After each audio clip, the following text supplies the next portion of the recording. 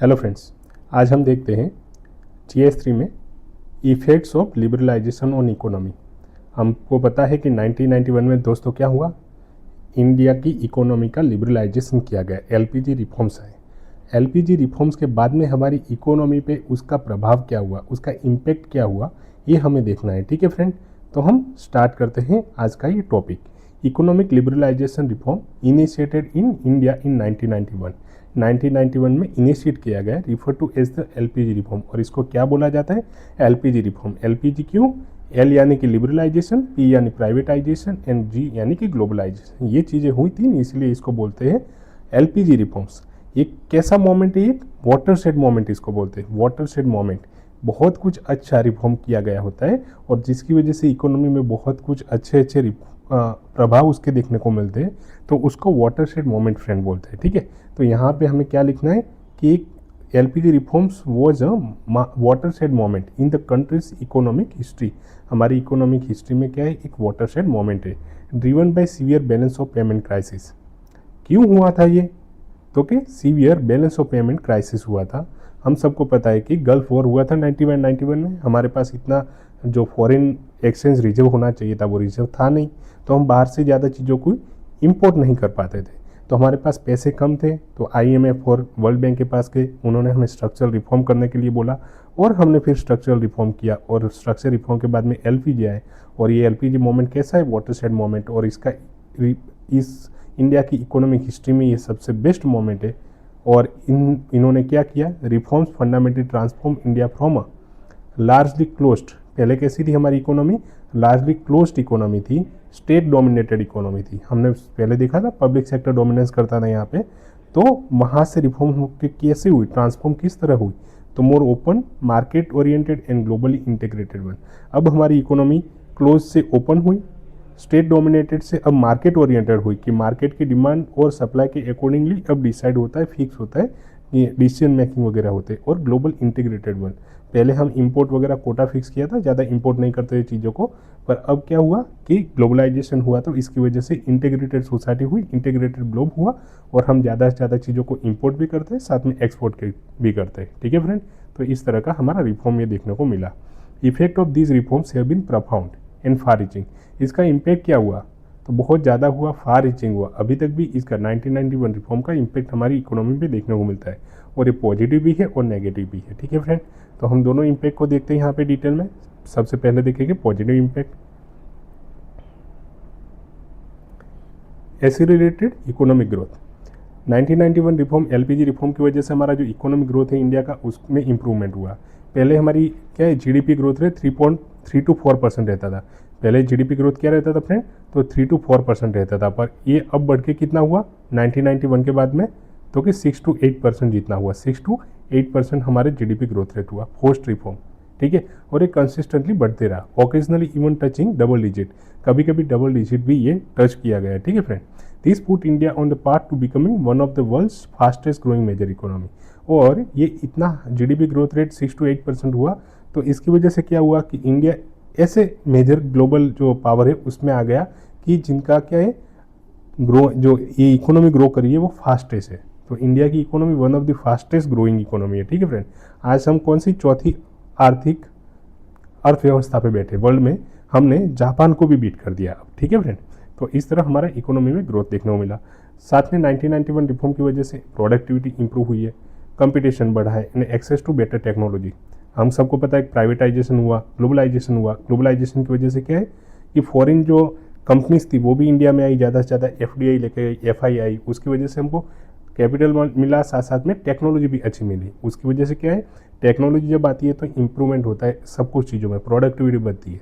पहले जैसे इंसान जिस चीज़ में काम कर रहे थे, मैनुअल काम किया जा रहा था, तो वहाँ पे अब मशीनों ने काम ले लिया। ठीक है, तो मशीन काम लेते हैं, तो फ्रेंड हम सबको पता है कि जहाँ पे 10 लोग काम आते हैं वहाँ पे एक मशीन वही काम कर लेता है। तो कंपटीशन बढ़ने की वजह से प्रोडक्टिविटी भी बढ़ी और उसकी वजह से इंडस्ट्रियल एंड ओवरऑल प्रोडक्टिविटी बढ़ी। और इसकी वजह से क्या है, इंडिया फार्मास्यूटिकल हब बना। आज भी 40% वर्ल्ड की जो दवाइयाँ है वो इंडिया बनाता है, वर्ल्ड की 40% जितनी दवाइयाँ। तो इसीलिए हमको फार्मास्यूटिकल हब इंडिया को कहा जाता है। और मेजोरिटी ऑफ कंट्री में इंडिया, ऑलमोस्ट 200 कंट्रीज़ में इंडिया अपनी फार्मास्यूटिकल दवाइयों को एक्सपोर्ट करता है। ठीक है, साथ में LPG रिफॉर्म की वजह से क्या हुआ, increase foreign investment, FDI and FII बढ़ा friend, foreign direct investment India में ज़्यादा आया, सर्ज इन एफडीआई। पहले क्या था कि हमने इंपोर्ट कोटा फिक्स किया था, टैरिफ लगाते थे और लाइसेंस राज था पूरा, तो बाहर से क्या चीज़ें इंडिया में आती नहीं थी। पर ये स्ट्रक्चरल रिफॉर्म किए गए एलपीजी, और उसमें मेनली लिबरलाइजेशन, प्राइवेटाइजेशन, ग्लोबलाइजेशन, तीनों चीज़ों पे हमने काम किया। तो इसकी वजह से क्या सर्ज हुई एफडीआई, एफडीआई इंडिया में ज़्यादा आई। Relaxing foreign investment norms lead to dramatic increase in FDI, FDI भी बढ़ा, इनफ्लो अक्रॉस वेरियस सेक्टर, अलग अलग सेक्टर में एफडीआई बढ़ी। This brought in much needed capital, और एफडीआई के साथ साथ में क्या आया, कैपिटल आया, टेक्नोलॉजी आई, मैनेजमेंट एक्सपर्टाइज भी आई। जैसे कि 1991 में देखा जाए तो एफडीआई इंडिया में कितना था, $74 मिलियन सिर्फ था, $74 मिलियन, यहाँ पे याद रखना फ्रेंड, मिलियन डॉलर है, ठीक है। 1991 में हमारे यहाँ पे एफडीआई सिर्फ $74 मिलियन आई थी, पर ये 2023 में 2023 में कितना हुआ, तो $71 बिलियन। अब मिलियन का है और बिलियन का है, इतना देख लो। तो इतना कुछ एफडीआई हमारे यहाँ पे बढ़ गई, एलपीजी रिफॉर्म की वजह से ये हुआ। पोर्टफोलियो इन्वेस्टमेंट, एफपीआई भी हमारी इकोनॉमी में बढ़ा है friend. Foreign institutional investor also began investing in Indian stock market. अब हमको सबको पता है कि एफडीआई में क्या है, पूरा मैनेजमेंट टेक्नोलॉजी वगैरह लेके आती है, और वहाँ पे क्या है, ग्रेटर देन 10% इन्वेस्टमेंट आता है, ठीक है फ्रेंड। पर जो एफआई होती है, पोर्टफोलियो इन्वेस्टमेंट, ये लोग इन्वेस्ट कहाँ करते हैं, तो स्टॉक मार्केट में इन्वेस्ट करते हैं, और यहाँ पे 10% से कम होता है, और ये ना फ्रेंड टेम्पररी होता है, जल्दी मूव करता है। एफडीआई में इन्वेस्टमेंट ज़्यादा होता है तो इजीली यहाँ से जाता नहीं, पर एफपीआई है वो शॉर्ट टर्म के लिए होता है, ठीक है फ्रेंड। तो यहाँ पे प्रॉब्लम ज़्यादा होती है, इकोनॉमी को भी असर ज़्यादा करता है। पर ये पोर्टफोलियो इन्वेस्टमेंट भी बात साथ साथ में बढ़ा है, और contributing to capital market development, इसकी वजह से कैपिटल मार्केट में भी डेवलपमेंट हुआ। अब इकोनॉमिक रिफॉर्म यानी कि एलपीजी की वजह से और क्या हुआ, इम्प्रूव फॉरेक्स रिजर्व। हम सबको पता है कि हमारा जो बीओपी क्राइसिस हुआ था, जिसकी वजह से हमें एलपीजी रिफॉर्म करना पड़ा, तो ये क्यों हुआ, बैलेंस ऑफ पेमेंट क्राइसिस हुआ, इसकी वजह से हुआ ना। बैलेंस ऑफ पेमेंट क्राइसिस यानी क्या, तो कि हमारे पास फॉरेन पावर को, अगर हम दूसरे देश से, दूसरे कंट्री से कुछ चीज़ मंगवा रहे हैं, तो उनको देने के लिए हमारे पास वो पैसे ही नहीं है, फॉरेन मूडी हमारे पास नहीं है, जिसको बोलते हैं फॉरेक्स रिजर्व। तो फॉरेक्स रिजर्व कम था, तो अब एलपीजी रिफॉर्म की वजह से हमारे पास फ्रेंड ये फॉरेक्स रिजर्व बढ़ा है। India's foreign exchange reserve which were critically low in 1991 में बहुत कम था हमारे पास, barely enough for few weeks of import, थोड़े वीक के लिए ही हम इंपोर्ट मंगवा सकते थे, उसकी जगह इनॉर्मसली ये बढ़ा है, बहुत ज़्यादा इनॉर्मसली ये बढ़ा है, providing a strong buffer against external shock. और अगर फ्यूचर में कोई इंडिया में फिर से अगर ऐसा कोई क्राइसिस आती है, एक्सटर्नल शॉक आता है, तो उसके सामने हमारी अब अर्थव्यवस्था ऐसी है कि फॉरेन एक्सचेंज रिजर्व हमें बचा सकता है, टिक सकता है, ठीक है। तो ये भी एक इम्प्रूवमेंट देखने को मिला है एलपीजी रिफॉर्म की वजह से। Expansion of private sector, LPG हुआ, प्राइवेटाइजेशन हुआ, प्राइवेटाइजेशन होगा तो डिसइन्वेस्टमेंट होगा गवर्नमेंट कंपनीज में, पब्लिक सेक्टर में, ठीक है फ्रेंड। तो पब्लिक सेक्टर में डिसइन्वेस्टमेंट होने की वजह से क्या होगा, यहाँ पे प्राइवेट सेक्टर का पार्टिसिपेशन बढ़ रहा है। तो अब इसमें क्या हुआ, एक्सपांसन हुआ प्राइवेट सेक्टर का। Dismantling of licence raj, dismantling of licence raj, पहले हम सबको पता था कि लाइसेंस राज था, हर एक छोटी छोटी चीज़ों में लाइसेंस लेने जाना पड़ता था, और वहाँ पे ब्यूरोक्रेट्स क्या है, हैरानगति ज़्यादा करते थे, हर्डल्स आते थे ब्यूरोक्रेट में। पर अब लाइसेंस राज को कम कर दिया, तो इसकी वजह से क्या है, बहुत कम सेक्टर में पब्लिक सेक्टर का डोमिनेंस रहा, तो अब नई नई प्राइवेट सेक्टर भी आने लगे, ठीक है। तो evolution of cumbersome industrial licensing system remove major barrier to entry for private business, अब प्राइवेट बिजनेस इजीली आ सकते हैं, इसकी वजह से एंटरप्रेन्योरशिप बढ़ी है और कंपटीशन भी साथ साथ में बढ़ा है फ्रेंड, ठीक है। Privatisation of public sector undertakings, जो पब्लिक सेक्टर की कंपनीज है, जैसे आईपीसीएल है, आईओसीएल है, ओएनजीसी वगैरह, बहुत सारी पब्लिक सेक्टर की कंपनी होती है। तो पहले क्या थी, पब्लिक सेक्टर की डोमिनेंस था उनमें, पर अब ये सब कंपनीज है वो धीमे धीमे अपना जो गवर्नमेंट का स्टॉक है उसमें कम कर रही है और प्राइवेट सेक्टर को भी बढ़ावा दे रही है। Well gradual privatisation and disinvestment of public sector undertakings reduce the public sector dominance, इसमें पब्लिक सेक्टर का डोमिनेंस कम हुआ है, और पब्लिक सेक्टर का डोमिनेंस जब कम होता है तो एफिशिएंसी बढ़ती है। जैसे हमने बात की, प्राइवेट सेक्टर आता है तो वहाँ पे क्वालिटी ज़्यादा आती है ना ब्रेड, और एफिशिएंसी लेके आते हैं। और क्या हुआ, एलपीजी की वजह से इनोवेशन आया, डाइवर्सिफिकेशन आया, private sector flourish, private sector बहुत ज़्यादा फ्लोरिश हुआ लीडिंग टू इनोवेशन, और इसकी वजह से क्या, रिसर्च बढ़ा, डेवलपमेंट बढ़ा, तो ताकि इनोवेशन भी आया। डाइवर्सिफिकेशन इन इंडस्ट्री, पहले बहुत कम इंडस्ट्रीज थी, जैसे हैवी इंडस्ट्रीज थी उस पर गवर्नमेंट ज़्यादा फोकस कर रही थी, पर अब इंडस्ट्री भी डाइवर्सिफाई हुई, लाइक अब टेलीकम्युनिकेशन जैसी industry I, aviation industry, banking है, मैन्युफैक्चरिंग, इन सब में गवर्नमेंट और प्राइवेट सेक्टर साथ में मिलकर काम करने लगे फ्रेंड, ठीक है। तो मोनोपोली कम होती है तब, तो बहुत सारे अलग अलग सेक्टर साथ में काम करने आते हैं। और यहाँ पे क्या हुआ, growth of service sector, service sector का भी ग्रोथ देखने को मिला, स्पेशली आईटी। हम सबको पता है कि आईटी में इतना ग्रोथ हुआ है कि आईटी रिवॉल्यूशन आया है इसी पीरियड में, जब 1991 का रिफॉर्म हुआ उसके बाद में आईटी रिवॉल्यूशन आया। और अभी सर्विस सेक्टर हमारा सबसे ज़्यादा जीडीपी में कंट्रीब्यूट करता है, 55% हमारी जीडीपी है वो सर्विस सेक्टर से आती है, जबकि एग्रीकल्चर सिर्फ कितना है, एग्रीकल्चर 16% है फ्रेंड, ठीक है। तो ये 55% 16% और 29% है वो क्या है, मैन्युफैक्चरिंग सेक्टर, ठीक है फ्रेंड। तो मैन्युफैक्चरिंग दूसरे नंबर पे आता है, पहले नंबर पे क्या आता है, सर्विस सेक्टर आता है। तो सर्विस सेक्टर का कंट्रीब्यूशन भी इंडिया की जीडीपी में सबसे ज़्यादा है। तो ये 1991 के रिफॉर्म के बाद में हुआ। याद करो फ्रेंड्स, शुरुआत में हमने देखा था कि इंडिया की इकोनॉमी कैसी थी, शुरुआत में 75 to 80% लोग किस पर डिपेंड करते थे, एग्रीकल्चर पे, है ना फ्रेंड। और हमारी इकोनॉमी भी मेनली एग्रीकल्चर पे डिपेंडेंट थी, पर अब वहाँ से शिफ्ट होकर कहाँ जा रही है, ज़्यादा से ज़्यादा सर्विस सेक्टर में जा रही है। तो ये आईटी रिवॉल्यूशन हुआ 1991 के रिफॉर्म्स के बाद में। Liberalisation play a crucial role in explosive growth of India's information technology. क्या, क्योंकि हमारे पास तो इतना टेक्नोलॉजी था नहीं, ग्लोबलाइजेशन हुआ तो बाहर की कंपनीज इंडिया में आके काम करने लगी, तो वो आई साथ में तो टेक्नोलॉजी लेके आई, तो इसकी वजह से इंफॉर्मेशन टेक्नोलॉजी में एक बूम आया and IT enable service sector में। This sector became a global leader, एक ग्लोबल लीडर बना, कंट्रीब्यूटिंग सिग्निफिकेंटली टू एक्सपोर्ट। आज भी इंडिया है जो आईटी रिवॉल्यूशन इतना सारा है कि हम एक्सपोर्ट करते हैं, एम्प्लॉयमेंट इसमें अच्छा खासा है एंड इंडिया इंटरनेशनल इमेज भी हम इंप्रूव किया है, ठीक है। जैसे याद करो, इन्फोसिस कंपनी है बेंगलोर में, या बेंगलोर को सिलिकॉन वैली कहा जाता है, क्यों कहा जाता है, तो वहाँ पे बहुत सारी आईटी कंपनीज है, आईटी हब माना जाता है, ठीक है। नोएडा है, गुरुग्राम है, या तो हैदराबाद है, ये सब सिटीज़ है, ये सब आईटी हब बन गए। तो यहाँ से बहुत सारा सर्विस सेक्टर से एक्सपोर्ट होता है पूरे वर्ल्ड में। तो ये सब 1991 रिफॉर्म के बाद में हुआ friend. Dominant contributor service sector है, service sector share in India GDP increase dramatically. Service sector का जो जीडीपी में कंट्रीब्यूशन बढ़ा है, हमने देखा ऊपर जैसे 55% जितना किस में है, तो सर्विस सेक्टर में, becoming largest contributor to national income में अच्छा कंट्रीब्यूट करता है ये। और क्या हुआ, एलपीजी रिफॉर्म की वजह से increase trade and global integration, trade हमारा जो है वो बढ़ा है, ग्लोबल इंटीग्रेशन भी बढ़ा है। शुरुआत में हमारा इकोनॉमी में योगदान ट्रेड में बहुत कम था फ्रेंड, कितना था, 0.5% सिर्फ था, 0.5%। आज ये बढ़ के कितना हुआ है, 2% जितना हुआ है ग्लोबल ट्रेड में इंडिया का, और भी इसको आगे ले जाना है, ठीक है फ्रेंड। तो ये ट्रेड और ग्लोबल इंटीग्रेशन क्यों बढ़ा फ्रेंड, तो ट्रेड बढ़ने का रीज़न है हमने टैरिफ को रिड्यूस किया क्योंकि ग्लोबलाइजेशन हुआ। और एलपीजी रिफॉर्म की शर्त ही ये थी, कंडीशन ये थी कि आपको स्ट्रक्चरल रिफॉर्म करना पड़ेगा, जिसमें आप जो इंपोर्ट कोटा लगा रहे हो हर एक चीज़ों पे और बाकी अपनी इकोनॉमी को क्लोज किया है, तो उसकी जगह आपको ओपन करना पड़ेगा और टैरिफ ये कम करना पड़ेगा। टैरिफ जब कम करते हैं तो बाहर की चीज़ें क्या होती है, इंडियन मार्केट में सस्ती होती है ना। तो इसकी वजह से हमारे लोग यहाँ ज़्यादा खरीदेंगे बाहर की चीज़ें और बाहर की चीज़ें इंडिया की मार्केट में ज़्यादा आएगी। तो इसकी वजह से क्या है, ट्रेड एंड ग्लोबल इंटीग्रेशन भी बढ़ा है। Reduction in tariff and non trade tariff barrier, lowering import duty and removing quantitative restriction integrated India more deeply into global economy. तो ये सब हटाने की वजह से क्या हुआ, हम ज़्यादा इंटीग्रेट किया ग्लोबल इकोनॉमी में। एक्सपोर्ट में ग्रोथ हुआ है हमारी इकोनॉमी का। इंडियन एक्सपोर्ट्स पर्टिकुलरली कौन से एक्सपोर्ट हमने किए, तो कि टेक्सटाइल में एक्सपोर्ट इंडिया अच्छा सा कर रहा है, आईटी सर्विस में अच्छा सा एक्सपोर्ट कर रहा है, फार्मास्यूटिकल जैसे ऊपर बात की है वैसे ही कि 40% हमारा फार्मास्यूटिकल है, इंडिया प्रोड्यूस करता है पूरा। विटनेस रिमार्केबल ग्रोथ, और क्या हुआ, रिमार्केबल इसकी वजह से ग्रोथ हुआ। Improving India share in world trade में इंडिया का शेयर इंप्रूव हुआ।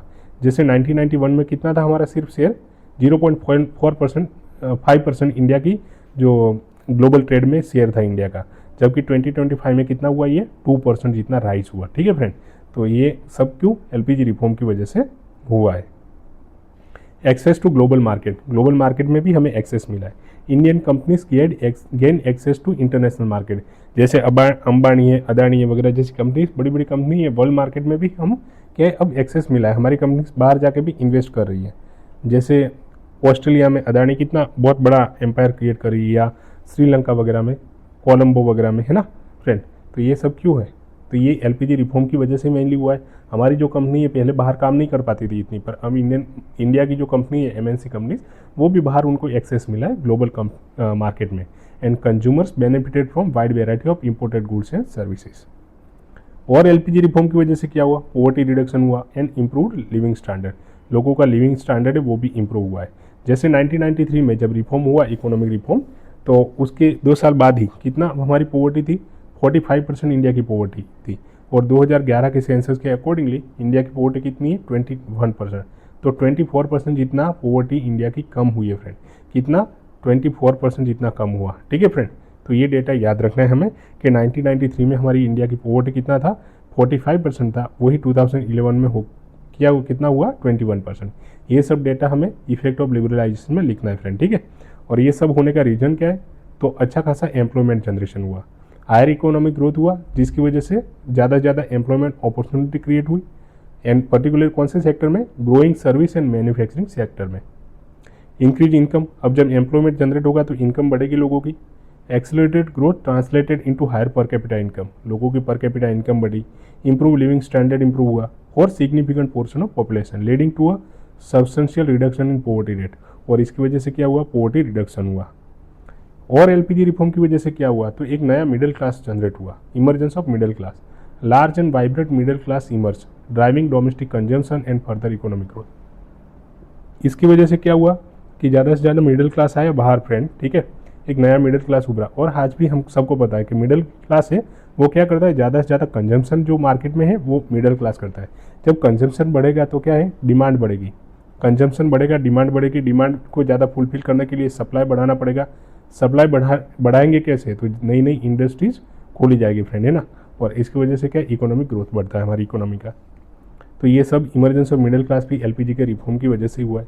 टेक्नोलॉजिकल एडवांसमेंट हुआ साथ साथ में, क्योंकि बाहर से हमने इंपोर्ट ज़्यादा हुआ, एलपीजी हुआ, ग्लोबलाइजेशन की वजह से बाहर की इंडस्ट्रीज़ को इंडिया में एक्सेस मिला, बाहर की टेक्नोलॉजी की इंडिया में एक्सेस मिला, तो मॉडर्न टेक्नोलॉजी भी इनके साथ साथ में आई और इनोवेशन हुआ। मॉडर्न टेक्नोलॉजी जैसे कि opening of the economy allowed Indian industry to access advance technology, और हमारी इकोनॉमी में भी जब नई नई इंडस्ट्रीज क्रिएट करना है तो उसमें टेक्नोलॉजी की रिक्वायरमेंट होती है, एडवांस टेक्नोलॉजी। तो एडवांस टेक्नोलॉजी को हमने एक्सेस करवाया, बाहर से खरीदा, जैसे जर्मनी वगैरह जैसे एडवांस्ड मैन्युफैक्चरिंग बेस है, वहाँ से हमने टेक्नोलॉजी ली, और इन्होंने क्या किया, हमारी इकोनॉमी को मॉडर्नाइज करने में काफ़ी योगदान दिया, एंड इसकी वजह से कंपटीशन भी बढ़ा है। ठीक है, साथ साथ में इनोवेशन बढ़ा है। ठीक है, और इसकी वजह से बेटर प्रैक्टिसेस हम एडॉप्ट कर पाए। तो ये सब फ्रेंड हम एलपीजी रिफॉर्म के बाद में जो बदलाव हुए हमारी इकोनॉमी में, जो इम्प्रूवमेंट हुआ, पॉजिटिव इम्प्रूवमेंट, वो हम लिख सकते हैं फ्रेंड। ठीक है, इस तरह हम पॉजिटिव इम्पैक्ट इसके लिख सकते हैं। अब नेगेटिव इम्पैक्ट क्या हुआ, नेगेटिव इम्पैक्ट भी तो हमें लिखना पड़ेगा ना, क्योंकि एलपीजी के बारे में बाद में कुछ चीज़ें दिक्कत हुई, क्योंकि हमारी मार्केट इकोनॉमी को ज़्यादा ही खोल दिया था हमने, और पहले गवर्नमेंट ज़्यादा पब्लिक सेक्टर डोमिनेट कर रही थी, अब प्राइवेट सेक्टर आया। और फ्रेंड हम सबको पता है कि प्राइवेट सेक्टर जब आता है तो प्राइवेट सेक्टर कौन सी चीज़ पे ध्यान रखता है, प्रॉफिट ओरिएंटेड ज़्यादा होती है प्राइवेट सेक्टर। गवर्नमेंट लोगों की नीड को पूरी करने के लिए होती है, पर प्राइवेट सेक्टर होता है प्रॉफिट पे ज़्यादा ध्यान रहता है उनका। ठीक है, तो उसकी वजह से बहुत सारे नुकसान होते हैं। तो नेगेटिव इम्पैक्ट ई ग्लोबलाइजेशन की वजह से हम देखते हैं इनकम इनइक्वालिटी बढ़ी है। जैसे गिनी कोएफिशिएंट का हमने यहाँ पे एग्जाम्पल लिखा है। गिनी कोएफिशिएंट में 1996 में हमारा कितना रैंक था 0.32, वही 2020 में कितना हुआ 0.35, यानी कि इकोनॉमिक इनइक्वालिटी क्या हुई है, इंक्रीज हुई है। Uneven distribution of benefit while overall poverty decline, overall poverty तो हम अगर फ्रेंड देखें तो डिक्लाइन हुआ है। कैसे, पहले कितना था 1993 में 45% था, और वो अब 2025 में कितना हुआ है, तो कम होके 21% हुआ फ्रेंड। ठीक है, तो ओवरऑल पॉवर्टी तो डिक्लाइन हुआ है, पर साथ में बेनिफिट ऑफ लिबरलाइजेशन वो नॉट इवनली डिस्ट्रीब्यूटेड, इवनली यानी कि सब लोगों के पास में एक समान बेनिफिट उसके नहीं पहुंचे। The skilled educated and those connected to formal sector, जो स्किल वाले लोग थे, जिनके पास स्किल थी, एजुकेशन अच्छा था, है ना फ्रेंड, और फॉर्मल सेक्टर से एसोसिएटेड लोग थे, मतलब सर्विस सेक्टर वाले लोग, तो उनको ज़्यादा बेनिफिट हुआ है, उनको डिसप्रोपोर्शनली बहुत ज़्यादा बेनिफिट हुआ है, leading to widening gap between the rich and poor. इसकी वजह से गरीब और जो अमीर है इन दोनों के बीच की खाई बढ़ी है। ठीक है, तो ये अनइवन डिस्ट्रीब्यूशन ऑफ बेनिफिट की वजह से हुआ है। जॉबलेस ग्रोथ कंडीशन, अभी भी क्या हो रहा है, जॉबलेस ग्रोथ हो रहा है फ्रेंड, कि ग्रोथ तो हो रहा है फ्रेंड, पर जॉब है इतनी ज़्यादा क्रिएट नहीं हो रही है। ठीक है, in some sectors economic growth was characterize as jobless growth, कुछ सेक्टर में ऐसा इकोनॉमिक ग्रोथ को क्या बोलते हैं, जॉबलेस ग्रोथ बोलते हैं। क्यों, क्योंकि ग्रोथ तो हो रहा है पर जॉब वहाँ पे क्रिएट नहीं हो रही, meaning that productivity improvement did not always translate into sufficient job creation for large workforce. Productivity improvement हुआ है, ठीक है फ्रेंड, पर क्या है ना, इंडिया की पॉपुलेशन भी बहुत ज़्यादा है, यहाँ पे एम्प्लॉयमेंट भी ज़्यादा चाहिए, तो सफिशिएंट इतने लार्ज वर्कफोर्स के लिए इतनी जॉब क्रिएट नहीं कर पा रही है हमारी economy, specially for those with lower skill, और इसमें भी जिनके पास स्किल नहीं है उनके लिए तो बहुत ज़्यादा प्रॉब्लम है। ठीक है फ्रेंड, तो ये एक बहुत बड़ा चिंता का विषय है एलपीजी रिफॉर्म के बाद में। और क्या हुआ है फ्रेंड, तो कि रीजनल डिस्पैरिटी देखने को मिल रही है। कुछ रीजन है वो ज़्यादा वहाँ पे ग्रोथ अच्छा है, कुछ रीजन में डेवलपमेंट या ग्रोथ सही से पहुँचा नहीं है, अनइवन डेवलपमेंट देखने को मिल रहा है। जैसे कि हम अगर बात करें महाराष्ट्र है या गुजरात है, उनका डेवलपमेंट अच्छा है, जबकि यूपी है, बिहार है, ओडिशा जैसे राज्य है, तो वहाँ पे आज भी बहुत पिछड़ापन देखने को मिलता है हमें। More industrially developed state and urban center benefited more from liberalization. Industry वाले जो स्टेट है या तो अर्बन सेंटर ज़्यादा अच्छा है, वहाँ पे ज़्यादा बेनिफिट हुआ है उसका। While some traditionally backward region रहे, पहले से ही जो बैकवर्ड रीजन है तो वो बहुत पीछे चले गए, और इसकी वजह से क्या है, रीजनल डिस्पैरिटी इंक्रीज हुआ है। ठीक है फ्रेंड, एग्रीकल्चर पे भी इसका नेगेटिव इम्पैक्ट हुआ है फ्रेंड। एग्रीकल्चर पे जैसे जीडीपी में पहले थोड़ा हमारा कंट्रीब्यूशन ज़्यादा था, अब जीडीपी में कंट्रीब्यूशन एग्रीकल्चर का कितना हुआ, सिर्फ 16% रहा है, सिर्फ 16% फ्रेंड। ठीक है, तो इकोनॉमी में एग्रीकल्चर का रोल है, पहले जो इम्पैक्ट था इम्पैक्ट उसमें कम हुआ है। अब सर्विस सेक्टर है वो 55% है और एग्रीकल्चर कितना है, सिर्फ 16% है। ये क्यों हुआ ऐसा, तो एग्रीकल्चर को एक तो नेग्लेक्ट किया गया फ्रेंड। ठीक है, the focus shifted significantly toward industry and service. Agriculture पर फोकस नहीं रहा है, किसी भी गवर्नमेंट आती उनका फोकस ज़्यादा कहाँ रहा है, तो ज़्यादा से ज़्यादा इंडस्ट्री और सर्विसेज पे अब ये फोकस कर रहे हैं फ्रेंड। ठीक है, leading to relative neglect of agriculture sector. तो रिलेटिव इंडस्ट्री और सर्विस से रिलेटिव ये नेग्लेक्ट रहे। ठीक है, 100% नेग्लेक्ट नहीं रहे, पर इन सब दोनों इंडस्ट्री एंड सर्विस से उनके ऊपर थोड़ा ज़्यादा फोकस रहा है, ये थोड़ा नेग्लेक्ट रही है agriculture. Farmers often struggle to compete with cheaper imported agriculture product. Farmer को भी दिक्कत होती है, क्या, क्योंकि बहुत सारी बाहर से चीपर जो सस्ती है एग्रीकल्चर प्रोडक्ट वो यहाँ पे मंगवाई जाती है, तो हमारी जो चीज़ें हैं यहाँ पे फार्मर प्रोड्यूस करते हैं उनको सही दाम नहीं मिलता, एंड इसकी वजह से एग्रीरियन डिस्ट्रेस होता है, जैसे बहुत सारे लोग सुसाइड भी कर लेते हैं ये, और ये परसिस्टेंट इशू है फ्रेंड। ठीक है, तो एलपीजी रिफॉर्म की वजह से नेग्लेक्ट भी हुआ है एग्रीकल्चर। और क्या हुआ, एग्रीकल्चर में रिफॉर्म सही से नहीं हो पाया। ठीक है फ्रेंड, कुछ रिफॉर्म थे जैसे फार्म एक्ट था। ठीक है फ्रेंड, फार्म एक्ट है पंजाब और हरियाणा में उसका बहुत काफ़ी विरोध हुआ, तो उसकी वजह से वापस लेना पड़ा, तो ईजिली यहाँ पे रिफॉर्म भी नहीं होता। Lack of reform, essential reform in the agrarian sector such as market reform कुछ करना होता है, लैंड रिफॉर्म करना होता है, पर ये सब क्या है, did not keep pace with industrial and service sector reform. Industry and service sector में रिफॉर्म अच्छा हुआ, पर जो ये एग्रीकल्चर में रिफॉर्म होना चाहिए था, लैंड रिफॉर्म या तो मार्केट रिफॉर्म जो उसको बोलते हैं, तो वो सही से हो नहीं पाया। तो ये सब प्रॉब्लम है, जिसकी वजह से क्या है, एग्रीकल्चर का जीडीपी में योगदान बहुत कम हो गया, अब 16% ही रहा है, जबकि एग्रीकल्चर में है सबसे ज़्यादा एम्प्लॉयमेंट एग्रीकल्चर ही प्रोवाइड करती आज भी। और क्या हुआ नेगेटिव, एनवायरनमेंट कंसर्न, पॉल्यूशन बढ़ा है, रिसोर्स डिप्लेशन हो रहा है, ये सब क्यों, तो नई नई इंडस्ट्रीज ओपन हो रही है इंडस्ट्रियलाइजेशन की वजह से, अर्बनाइजेशन की वजह से, और ये सब साथ साथ में इकोनॉमिक ग्रोथ ड्रिवन हमारा जो डेवलपमेंट हो रहा है वो, इसकी वजह से क्या है, नई नई इंडस्ट्री खुलती है तो पॉल्यूशन बढ़ता है, नेचुरल रिसोर्सेज को डिग्रेडेशन होता है, एनवायरमेंट चैलेंजेस नए नए क्रिएट होते हैं। आज भी हम देखते हैं क्लाइमेट चेंज का इशू इंडिया यानी सिर्फ इंडिया में नहीं पर पूरे वर्ल्ड में भी आज ये बहुत बड़ा इशू है। ठीक है फ्रेंड, तो ये सब क्यों है, तो ये कहीं ना कहीं एलपीजी रिफॉर्म की वजह से इंडिया में तो है ही, और साथ साथ में पूरे वर्ल्ड में भी इंडस्ट्रियल डेवलपमेंट की वजह से होता है, या अर्बनाइजेशन की वजह से हो रहा है, या जहाँ देखो वहाँ पे कंक्रीट बिछा दिया जाता है, इसकी वजह से ग्लोबल वार्मिंग बढ़ती है, अर्बन हीट आइलैंड क्रिएट होता है, इसकी वजह से प्रॉब्लम होते हैं। Relax regulation initially, in initial phases क्या हुआ, there were concern that environment regulation might have been relax to attract investment बढ़ाना था, तो इसकी वजह से क्या हुआ है कि एनवायरमेंट रेगुलेशन थे वो थोड़े कम कर दिए, तो कम किए, इसकी वजह से क्या है, नई नई इंडस्ट्रीज खुल गई, और इसकी वजह से क्या हुआ, तो कि ज़्यादा से ज़्यादा पॉल्यूशन क्रिएट किया गया, तो ये भी एक बहुत बड़ी दिक्कत रही। Vulnerability to global shocks, exposure to global volatility.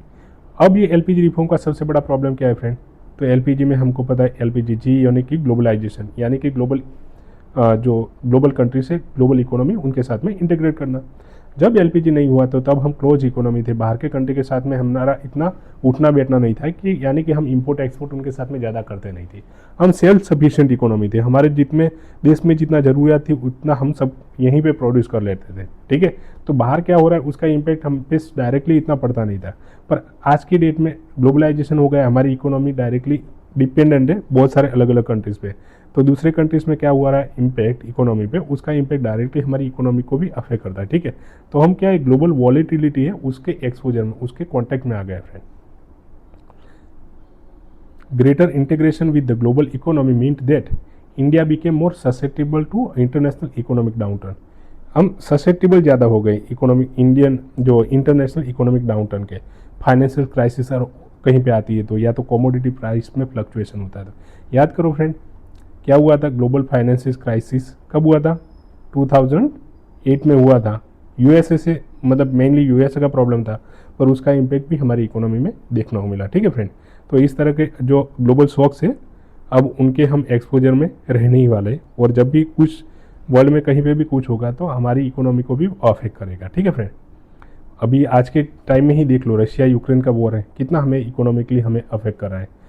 USA वगैरह हमें सैंक्शन वगैरह हमारे कंट्रीज पे लगाने की भी बात करते हैं। ठीक है, और एक जो नायरा कंपनी है, नायरा पे तो सैंक्शन लगा ही दिए क्योंकि वो रशिया के साथ बोल रहे हैं कि कुछ ट्रेड कर रही है, रशिया की कंपनी का इन्वेस्टमेंट है उसमें, मतलब तो ये सब प्रॉब्लम ही है।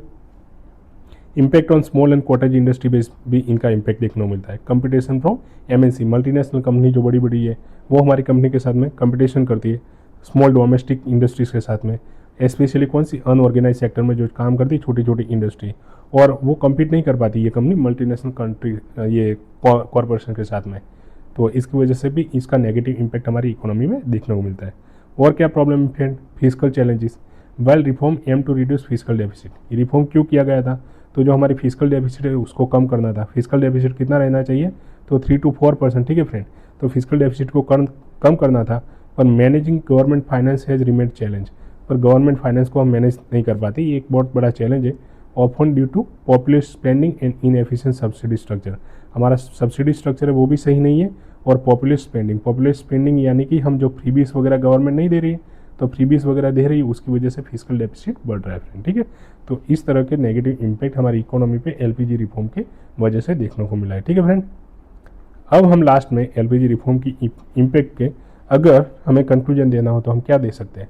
तो ओवरऑल तो फ्रेंड याद रखो कि यहाँ पे पढ़ने से पहले हम ऑप्टिमिस्टिक रहना है, हमें ऑलवेज कंक्लूजन हम देते हैं तो ऑप्टिमिस्टिक फ्यूचर ओरिएंटेड रहना है, होपफुल रहना है कि क्योंकि रिफॉर्म लाया था कुछ अच्छे के लिए सोच के ही लाया होगा फ्रेंड। ठीक है, तो उसमें अच्छा ज़्यादा दिखाना है, अगर नेगेटिव या तो चैलेंजेस है वो थोड़े ही दिखाना है, और हम वो चैलेंजेस पे काम कर लेंगे, ऐसा कुछ ऑप्टिमिस्टिक रहना है। ठीक है, तो यहाँ पे हम देखते हैं इसका conclusion. In conclusion the 1991 liberalization reform were critical turning point रहा that propel India on to path of higher economic growth.